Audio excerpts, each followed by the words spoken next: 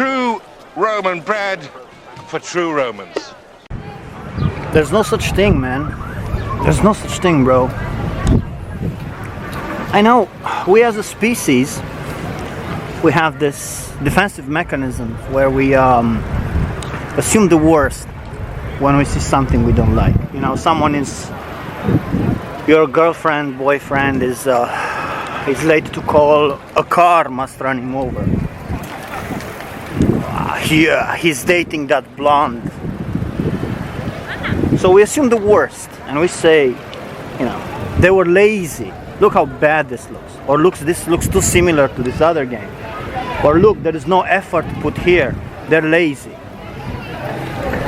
But the truth is, a game developer cannot be lazy. And I'm not talking about those asset flips you see on Steam.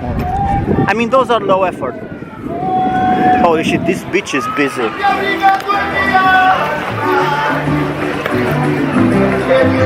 This is Barcelona, by the way. It's a pretty cool place. I've been living here for the last 2 years, working on this game, trapped inside the house, and I haven't been uploading much. But back to the topic at hand. I'll try to debunk this as gently as I can, because when I hear lazy game developers, it grinds my gears, because it's not true. You see, this industry is a business. Therefore, every waking hour is accounted for. The more hours you put in the game, the more money you make out of the game. Therefore, sleeping on the job is a detriment. It does not happen, especially in small teams, developed in small games, where they account for every goddamn minute. So it's nobody like someone is sleeping or copy pasting from somewhere else. They leave it like that and then move on. And I'm talking mostly about, you know, the better products. I'm not talking about the asset flips. So I'll tell you how you end up with subpar or copy pasty or placeholdery assets. Because the answer is much more simple. Firstly, one of the main reasons this happens is that all games start with the mandate. Everything begins and ends with the mandate, because with the high level in hand, you know what you're paying for. That's how you greenlit our project. If the budgets are not endless, and if you're not talking about a creative authorship game like what Kojima does, where he has full creative reign, he can do whatever he wants, 99.5% of the projects are validated because other projects have done the same thing and made a profit, a big profit. This is called data-driven design, which is effectively saying, hey, this game did these things, this is the market segment, therefore if we do very similar things, we will get a smaller piece, but a piece of that market. It's not about making competition to that product, because starting from scratch on all this, or the competitor that is super strong, it's suicide. A lot of people did it and they died doing it. So the first expression of mechanics or feedbacks or anything else is going to be identical to the product you are being inspired, you're drawing from. You could argue that you don't need to replicate your creating some sort of even feedback. Let's not talk about mechanics, just visual feedback, like the way blood is splattered. Yeah, you don't need to make it just like Ghost of Tsushima, but you do that as a first expression for people to gain confidence that this is the right way forward. If you are inventing new feedback, people who are very familiar with that paradigm, they're gonna feel it's not working. It's not working. It feels weird. It feels off. It feels like it does not belong. So you end up doing iterations that are closer to what people feel as quote-unquote right, and the feature is validated and you can move on. Of course, initially we say, okay, let's make it like this and we'll change it later on. Spoiler alert, that rarely happens. Which brings me to big reason number 2. The number 2 reason this happens is that even with a strong mandate, with a very clear direction, which is rarely the case, doesn't matter how clear the direction is in some people's heads, a lot of people are going to be confused. No matter the movies, the prep, the whatever, the concept art, the Bibles, people are going to feel directionless as soon as you have contradicting feedback. More on this on the third reason. But cutting to the chase, the second reason is that you can go and you can put effort whatever you want, which is to say, even with a strong direction, you are making a pizza. Yeah, you are literally put as much effort as what ingredients you want wherever you want. You can make that one item pickup animation be the most exquisite thing in the world. You could make that death screen where the player has different death reacts based on the weapons or whatever killed him. You can do whatever you want. You can put as much effort in something as you want to gain identity. But that's not tending to your pillars. You're not putting enough effort where it counts. So some of the stuff is going to be at what we call first expression, which is minimum viable product. Does the feature work? Yes. Do the players understand what happened? Yep. You move on, because you have bigger fish to fry. You cannot spend time on a superficial feature when your fucking hurt reacts don't work properly. So at the end of the game, you end up 95% of the efforts going in the hurt reacts, which are the satisfaction feeling of combat. It makes the players, the characters feel like they're rightfully being hurt, and everything is incredibly important. So 95% hurt react effort, 5% effort on blood effects, or on death screens, or on UI, or on visuals for status effects, or on whatever else that is not part of the core gameplay. Those things are locked super early on. I'm not joking. And with the promise that it will be improved later on, they ship like that because of 2 reasons. Reason number 1, you don't have time to go back. During the last stretch, all you do is fixing bugs. Second reason is that people literally get so used to that when you attempt to do changes to it, there is backlash. The team has backlash. No, it was much better the way it was. Why are you changing it? This looks weird. They are quite negative. So this is how you end up with cheap and copy-pasty looking things in big projects, or AA plus projects. Now the third reason, and this is a bit harder to understand, I'm not insulting anybody, but does not exactly come to mind, is that there are many chefs in a video game. Many chefs. What do I mean by that is that there is a lot of feedback, executive feedback, coming from all over, on all features. And when you do a creative take on an established feature, in terms of looks, plays, and everything else, a lot of people, you're going to get pushback. People are not confident, people are afraid, and this, usually, they will pick up a small flaw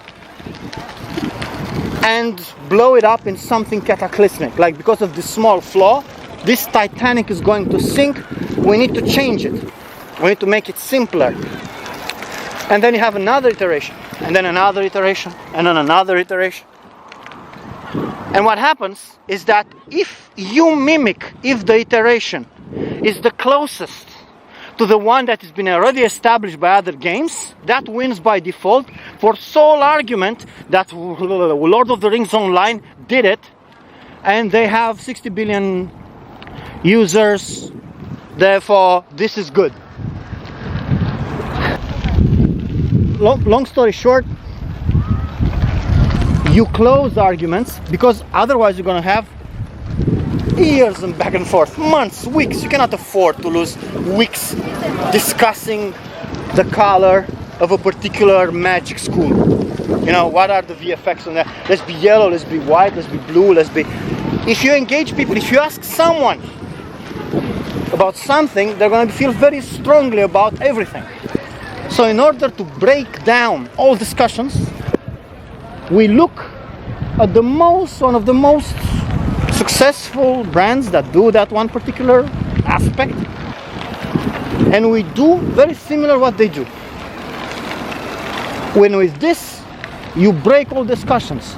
Nobody wants it, yeah? Nobody wants it to be like that. But you have to compromise in order to close discussions. You need to break parity. It's not about lazy. In fact, some of those lazy things were results of a shit ton of back and forth, going in circles, going in iteration 16, and then falling back on what works, or otherwise what it didn't. So this is political. This is purely political. And now we arrive at the reason number 4 why games seem lazy. This is tied a bit more to the prioritization that I talked earlier. Games are more than are the sum of their parts. They're holistic. You have massive flaws, but because of the brand, they're perceived as pillars, even if they're flaws. By all accounts, they're flaws. But because of prioritization, a lot of things, and this is, like I said, similar, but it's a different reason. A lot of things fall to the wayside. Because when you look at the game and you say our pillars are these and these and these, players will not pay attention to these aspects. Sometimes those aspects fall hard into scrutiny. And reviewers, in their effort to pick the game apart, to show their prowess in terms of understanding the medium, they go hard on aspects that were not fully considered. They're way down in the list of priorities.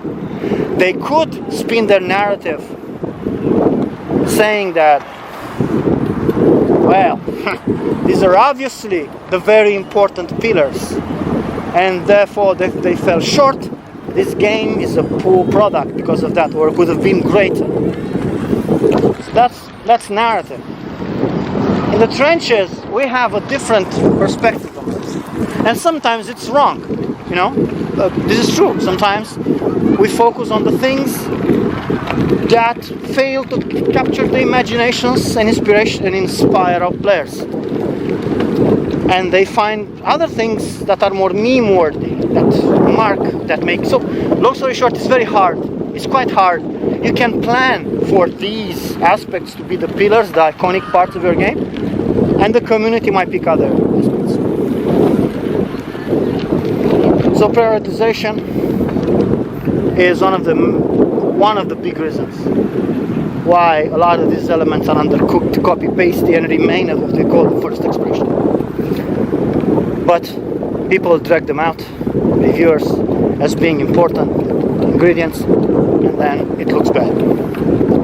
The optics looks bad. Lastly, I would say, as a conclusion,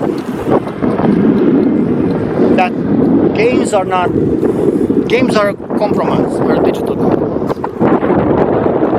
No shit game depicts the direction, the fantasy of either the creative director or any other directors involved. None of them are happy with the outcome.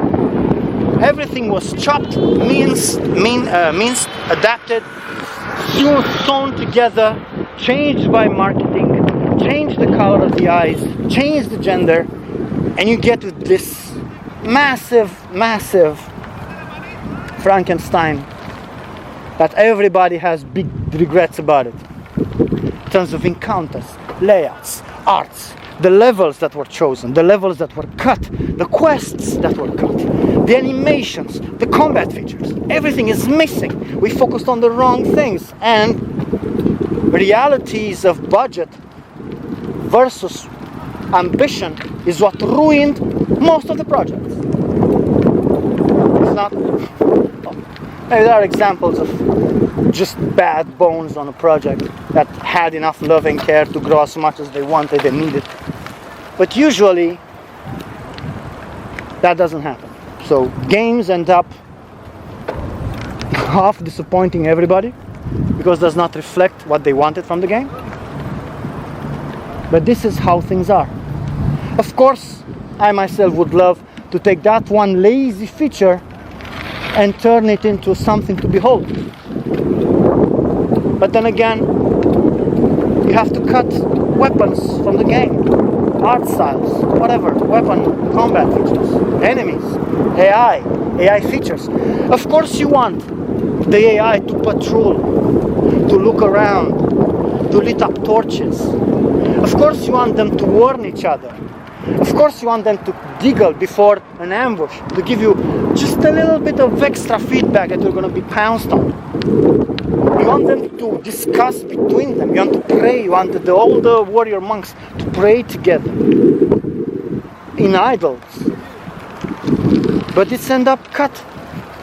You just have people walking around, simply walking around.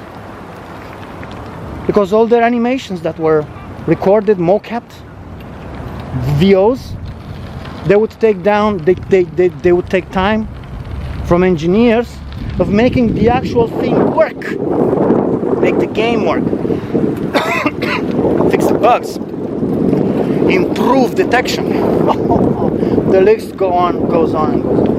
So you end up with just people walking around aimlessly, stumbling on the player because you lacked those 1 or 2 weeks of engineers working on it.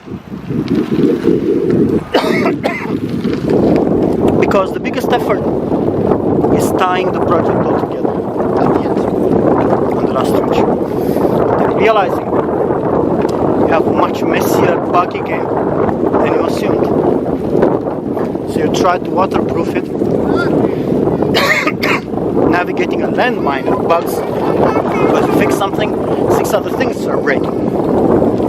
That's the situation. So to wrap it up, nobody is lazy about these things. Nobody is. We're just forced to pick our battles, focus on bigger priorities, and put 95 of our efforts there so that those would work, or work well, and do enough iterations on those pillars so that all the team is confident that this project is viable. And maybe it's good, or dare I hope, great. Games have so many topics of so many items to develop, so many branchings that at some point you even forget if that feature was brought to a place where we were satisfied, or it was just the first expression. You have to dig up outdated documents, have people trying to remember to the billions of topics if that one small topic is at the level that we agreed, and that is the absolute key word, agreed. Because because if the thing was agreed, it was locked, going back to revisit it, Jesus Christ, that is the worst thing you can do to people involved, to production. That means they have to go back on things. So you end up, whenever we dredge out an old topic and we want changes to it, because we left it too much behind or it remained somewhere in limbo, we just summon the Kraken, man. Team members hating it, because they need to go back on those features. Those features are tied to other features. There is always a big domino effect from even the smallest changes. I wanted to make one particular weapon slightly smaller or slightly bigger. Just one weapon. Well, this affects from tech animation to art to programming to boxes to collisions to attacks to everything, to sounds, to markups on said weapon or the player version of it. And this is a lot of work that has to be done. There is never, on these projects, there is never a small fix. There is never, okay, let's go back on this one UI element, this one sound, and change it. It's always difficult. And of course, in your mind, you're like, it's not that difficult, come on, you just change the sound. And in some cases, that is true. Sure, the sound banks need to be whatever. But there is another aspect of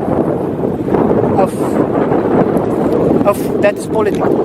Which that one guy, girl, team that was in charge of that one aspect, now engaged in multiple other topics, they need to be pulled from their topics to address that one issue. And they take it personally. It's a vote of non-confidence. And I know you should say, well, it's the quality of the game, you're explaining. They don't see it that way. People are inherently biased toward their work. Even if it is placeholder.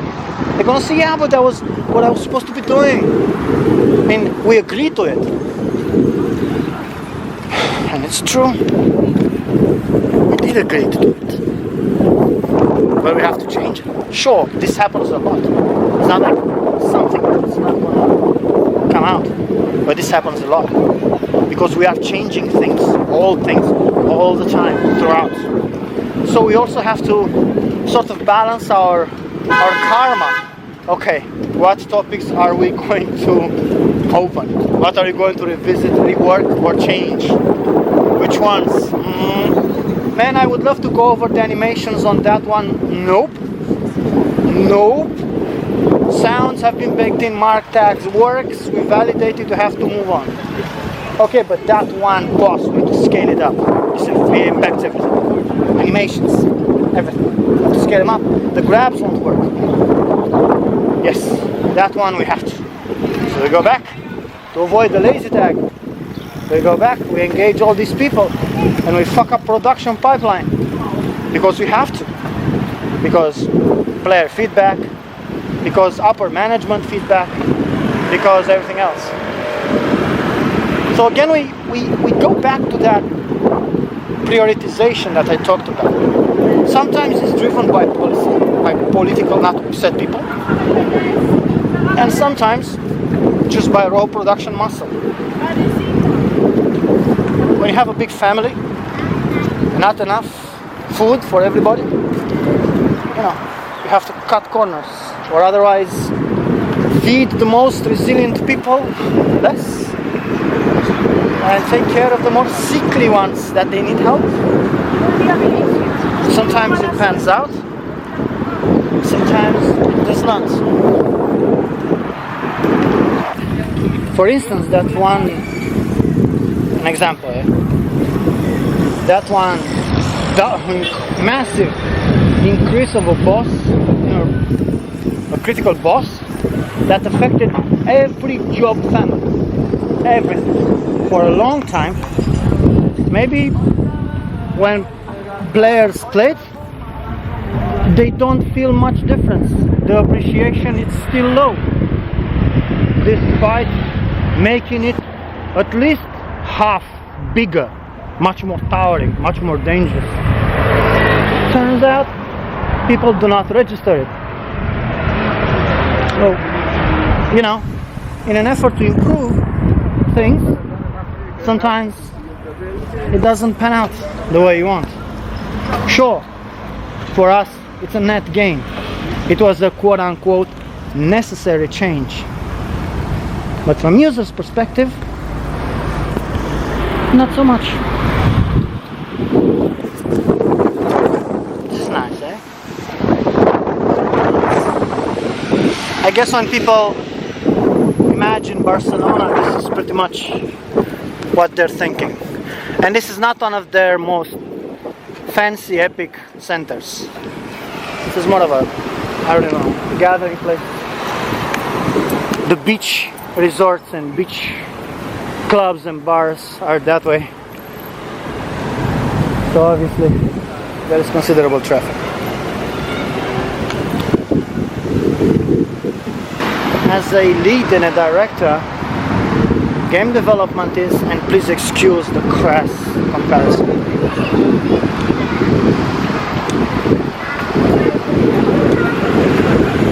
but it's like going downhill with no brakes. It's like snowing down a mountain. You take so many micro decisions aside from the big macro ones. And car, we're good. You take so many micro decisions that on the long term affect the health and shape of the project in ways you cannot imagine while you're trying to take feedback into account, not to upset people, not to appear that you're inflexible or otherwise you don't react to feedback. It changes. You do whatever it's needed.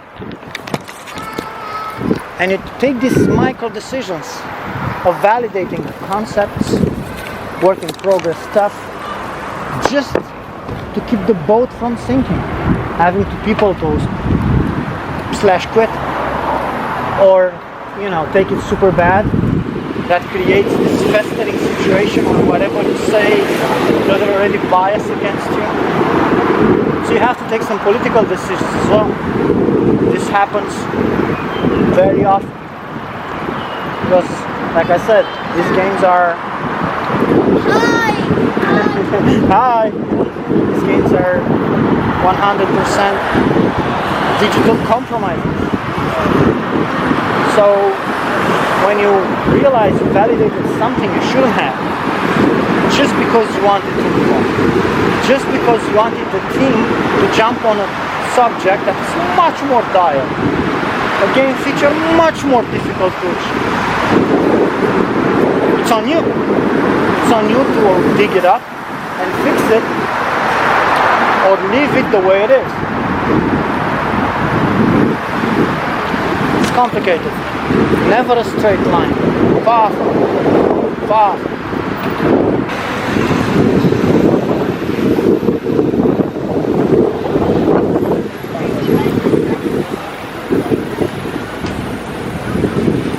That's why projects are like wars, battlefields. A lot of casualties, a lot of emotion, tears, crazy effort, and more than often keen disappointment in your peers, leaders, situations, feedback from users, and how the project shaped up the way it did. It's not a straight line. So it's not like it hurts when people say developers were lazy. It just isn't accurate. It isn't accurate at all. More random Barcelona shots.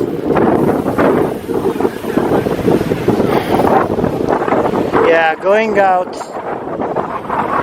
during the day or a weekend this is what you get. But to be perfectly honest, if you go out during the work days, the situation is not that different. It's still obscenely crowded because most of the people here, they're tourists. Most of them. Say majority of them are tourists. And the summer is fast approaching. Well, truth be told, in Barcelona, summer is all year long. Oh shit. Massive, massive traffic.